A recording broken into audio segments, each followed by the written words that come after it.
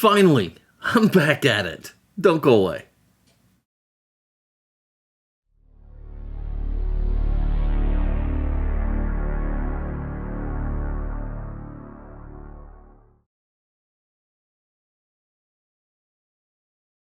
Hello everybody and welcome to Fat Guy Productions. I am Paul, coming to you as always from beautiful Las Vegas, Nevada, and I am back at my work table and I'm going to be doing a die cast. Let's get to work. So if you remember back quite a while ago, I did a pit crew car, and I did it because it was just such a cool looking casting.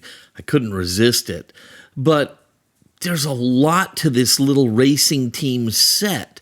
There's the pit crew car. There's this casting we're going to do today, which is the crew trailer. There's a hauler. There's a fuel truck. So it's a really fun set, and I decided to go ahead and tackle the crew trailer to go with my pit crew car. So first I want to get all the information on the decals, so I'm going to go ahead and get some pictures of this, if I can just get it to sit straight, but it's going to fight me. The heck with this. Out comes my handy-dandy little bubble level. It's great for propping stuff up. But seriously, I need to get pictures in case I can't get decals. If I have to make them or whatever the case may be, I need to know where things go. I've got to be able to size things and all that. Now, here is the danger of these kinds of castings. The back is half plastic and half metal, and it's held together by those two little tabs. Well, the plastic is really old and brittle. And so taking these apart is just a hair-raising experience. But look at this. In comes my spudger. Remember when I did the review on this screwdriver set? It said it came with a spudger and I didn't know what it was? Well, here it is, and it's going to be perfect for taking this apart. I just kind of slide it in between the plastic body and the base, and easy peasy, it comes right apart. Look at that. The spudger is perfect for that. Point is, be really careful with those tabs because you can break that plastic piece so easy. Anyhow, it comes with the interior, all sorts of little details. Cool looking large piece of glass. Unfortunately, mine's in pretty solid shape, so no problems there. And then inside we got the little interesting thing. We got a little door, a little plastic door to open up. So we're going to figure out how to tackle that. And then, of course, we have the plastic body and the metal base with the dually wheels. I love the dually wheels. I think that is so cool and so fun. Now, as to the tractor part of this, if you've seen one heavyweights tractor, you've seen them all medium wheels in the front, those cool dualies in the back, just a simple little fun piece. And that's the thing I really like about this casting is it's fun. There's a lot you can do here. There's a lot happening. Really cool piece. But we're going to go ahead and get the tractor taken apart. Little oil on the rivet here, and then we'll use my shielded drilling and drill apart the casting so we can get it down to its component parts and start this restoration off. Now, even though I use the Vix Bits and the shielded drilling, I always end up drilling too shallow, and I always have to use a screwdriver to help get the part up, into its pieces. But this one came apart pretty easily. We've got the base, and like I said, it's got medium wheels in the front, dualies in the back, and then we got the body with a little interior piece, a little tiny piece, pops right out, no problem. Of course, it's in perfect shape. And then again, I score in that this glass piece is in A1 condition. It's just going to need some polish, and we're going to be good to go. So we pop that out and put it to the side, and we can keep moving here. So just like with any other casting, the tractor part of this needs to eventually be put back together. Unlike the trailer where it's just going to snap together, this isn't going to do that. We're going to have to drill out the post, as always, and then we're going to tap the post, as always.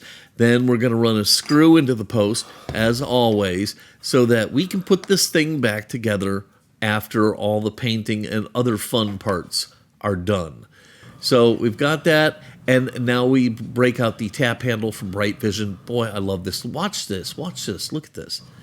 What is this? Maybe a quarter turn, and it's already bit and holding, and that's because the handle itself is so feather light. It does the job and it turns the tap, but it's so light that it's not difficult to work with. It's really easy, and this handle by itself converted me from a non-tapping person to a tapping person. I love this thing. If you're not using one of these, you're missing out on the easiest way to tap these posts.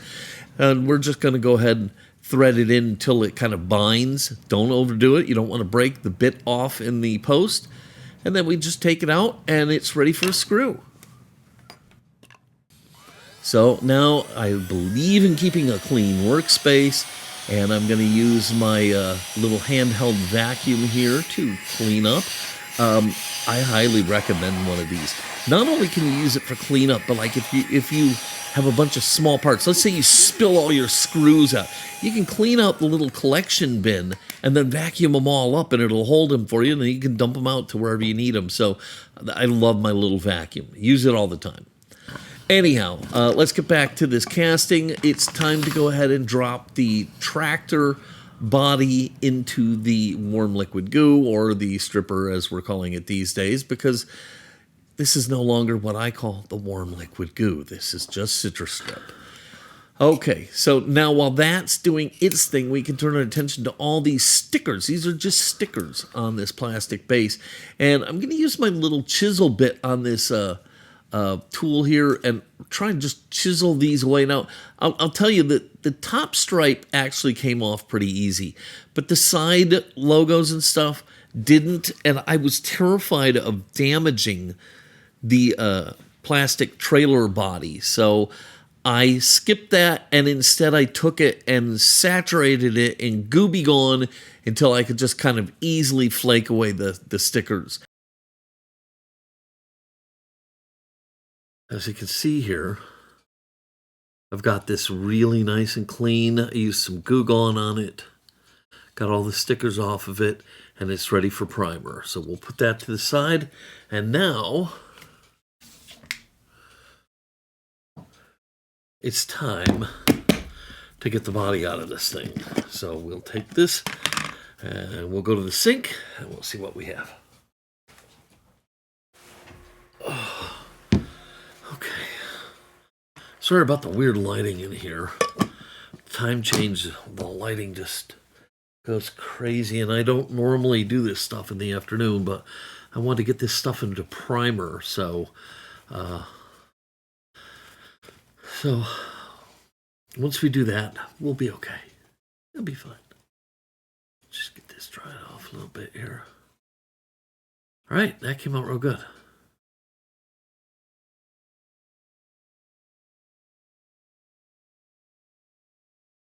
Okay, there we go.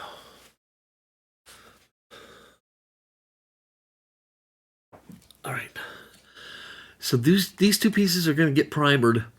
And they're both going to get white primer so that when the white paint goes on, they'll match, okay? Because, if I used gray primer and didn't primer this, it could throw off the colors.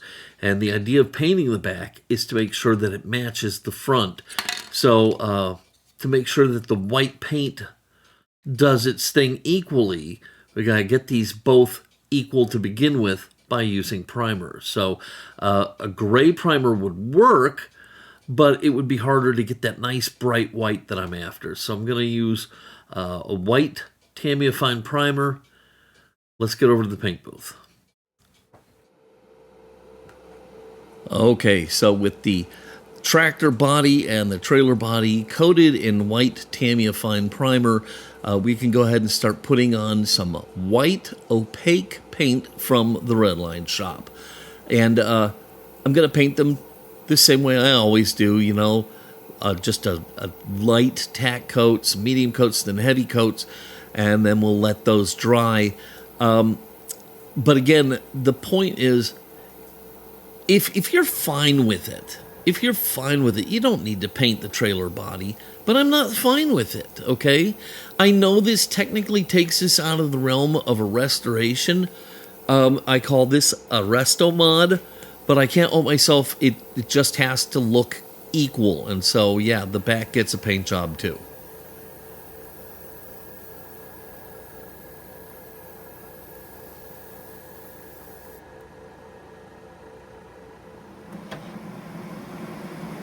Okay, so the paint is about dry, and I've gone ahead and added some decals to my race team decal sheet, and I'm running it through my iColor printer on some decal paper, and we're printing it out, and then we can go ahead and take this sheet over to the work table, and we can start to lay down some decals. And you see, this iColor thing is amazing. It prints the white ink, you know, it does everything. It's fantastic. It was worth every penny. If you want one, check my description for links. So now I could buy decals for this. They're available. But I made my own decals for the pit crew car. And I want there to be some cohesiveness there.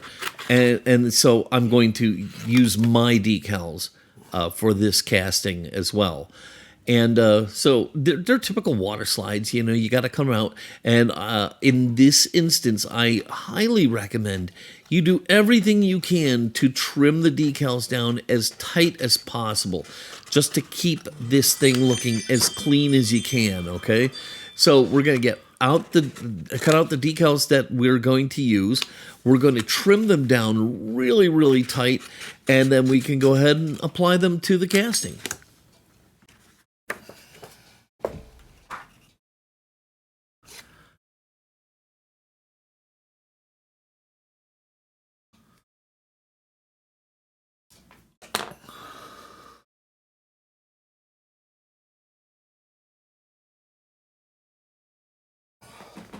All right, so I've got all the decals cut out, and it's time to get set up for putting on water slides. So I've got my little tub of decal water. I've got my little water brush. I've got my decals. I've got my casting pieces, paper towels. I've got some setting solution because there's some little anomalies in this trailer, and I want to make sure everything sits down nice and snug. So we're going to go the whole route. I've got my favorite tools for doing decals. Toothpicks. I love a good toothpick when I'm doing decals. They're the perfect thing for moving decals around. So I always make sure I have some out and ready. We drop the decal in some water. We lay down a couple drops of water where the decal has to lay. And you know, you can actually just do this. Watch. You just take the decal out and just kind of touch it there and let the water from the decal just kind of go on the thing before you slide it off. I didn't get as much as I wanted, so I'm going to add a little more using my water brush. And now we can go ahead and slide this decal into place. It's this easy. It's this easy. See? Look how easy that is. So look, you have some time here. Don't rush this, okay? Because if this decal is on crooked, it's going to show up like a turd in a punch bowl. So take your time, slow down, and make sure that this thing is straight and looking good before you set it aside to dry. You've got all the time in the world. If it starts getting a little too dry, put a couple drops of water on it, and you're good to go. But do it right. All right. So while that is drying, we can now turn our attention to the glass. And like I said, both pieces fortuitously were in great shape. They just need a little bit of polish. So for that, I'm just going to use some of my Flitz.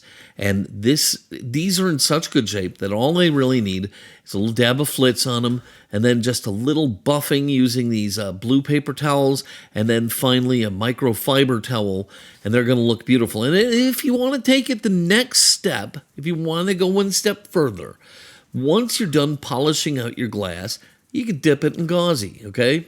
Dip it in gauzy, put it aside in a dust-free environment to dry, and you're good to go. Now, if your glass isn't as good as mine is, wet sand it first using like 2,000, 3,000 sanding sponge and a little bit of water. Sand it till it's nice and smooth and then polish it out. Don't use rotary tools here. It can generate too much friction, get too hot, and damage your glass. So do not use a rotary tool here. Good old manual labor, just your finger. Or what I like to do is I'll put out a paper towel flat on the table, and then I'll just rub the part against it. It lets me generate a little more speed and a little more polishing effect. Because see, sometimes it's kind of hard to do it this way. So you'll see in a little bit here. I'm going to do it this way. This is much better. This is much better. The problem is sometimes the shape of the part is not cooperative, and you might have an issue there. But, you know, if you can do it this way, this is a lot better, really. So, anyhow, now we hit it up with the microfiber to give it that final sheen, and then you can decide at that point, gauzy or no gauzy. I'm going no gauzy on this build. So, boneheaded move of the year. It's time to put on new wheels. I'm going to need 6 medium cap style wheels here. I don't have enough. I have 2. I don't know how I let that happen. So I put 2 on the back, and then I'm going to have to turn to something else until the new wheels get here. Once the new wheels get here, we can put them on. No problem. It just really is annoying. So what I'm going to do is I'm going to leave the tractor alone, but I might as well finish up the trailer part. So just test fitting everything. It looks really good. I've got the door in, got the glass in, and so yeah, we can go ahead and put the interior in, and we can button this thing up. And again, still be really careful. You don't want to break those tabs off now, right? And then also, I tried to be stupid here and forget to put the door in. Now, you might be asking yourself, hey, it doesn't look like you painted the door. And I did not. And there's a reason. I wanted the contrast in materials, okay? Between the glossy paint that I put on here and this door, I just felt like it would look right. And I think it does. I think it looks great this way. But, yeah, I had to take it back apart to put the door in because I forgot to stick it in there to begin with. So I don't have enough wheels. I didn't put the door in. I think I have lost my mind. I really do. Fortunately, I caught it before I got too far. So the door is in, the glass is in, the interior is in, and now we can put the base on, and it's the only piece that has new wheels on it. We'll fit the tabs in on one side. It's going to flake away little pieces of paint that filled the holes, but that's not a problem. Okay, just push that in there. And then gently, gently, gently spread that apart just a hair so that the base can snap into place. And lo and behold, the trailer is done and looks amazing. I cannot tell you how good this thing looks. It looks so great. Painting it is the only way to go. All right, but like I said, we're going to have to wait until today, 5 days later. Wheels got here. Thank goodness. Brightvision cap style deep dish chrome wheels are finally here. We can finish this casting up. What a bummer. I ordered some other things just in case. So yeah, now we can get back to work. Thank goodness.